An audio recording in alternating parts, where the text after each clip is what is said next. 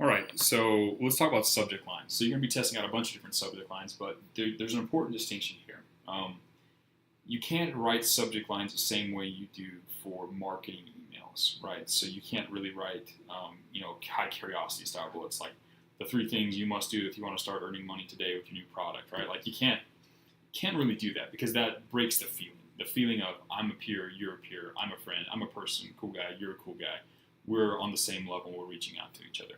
Basically, if it's not a subject line that a friend would send on an email to another friend, then it probably isn't a good one, right? So there's some examples of what this feels like. Now, these are the common ones. Everybody uses these. You might want to test this as one of your baseline things, but if you make a subject line of quick question, for example, that's a pretty standard cold email subject line, but it's the right feel. Quick question, question, or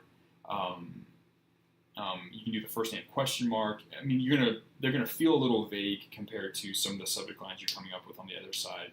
Um, you can do things like that though, but you're gonna want to come up with subject lines of that nature. They're gonna be short, 1 to 5 words max, right? And you want to pick things that feel like a friend reaching out to a friend, or basically you want them to see it and be like, I wonder what's inside that email, right? That's kind of what you want to have happen. You don't want to bait and switch. You want it to make sense with the context of the actual email, but idea for such and such might be a good example of that. Idea for the brand name or whatever.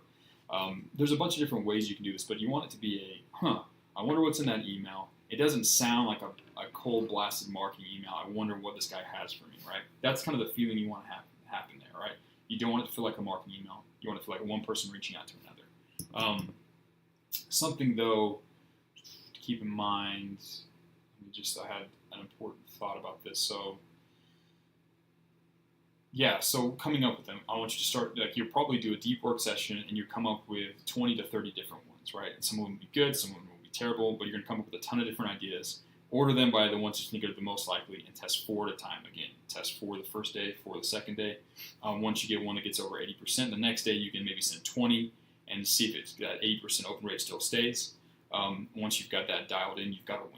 And then you can move on to the next step where you really focus on the responses. You'll probably get responses. You'll probably get sales calls when you're first testing out subject lines, just because you'll be sending out a lot of messages.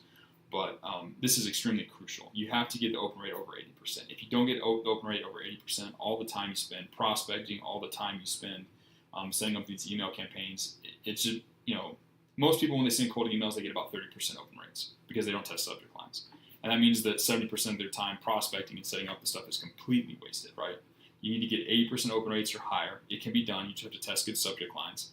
And that will make it to where all that time that you're spending prospecting and doing cold email outreach actually works. So get it over 80% by coming up with 10 to 20 to 30 different subject lines and testing the top ones until you find one that gets you over 80%.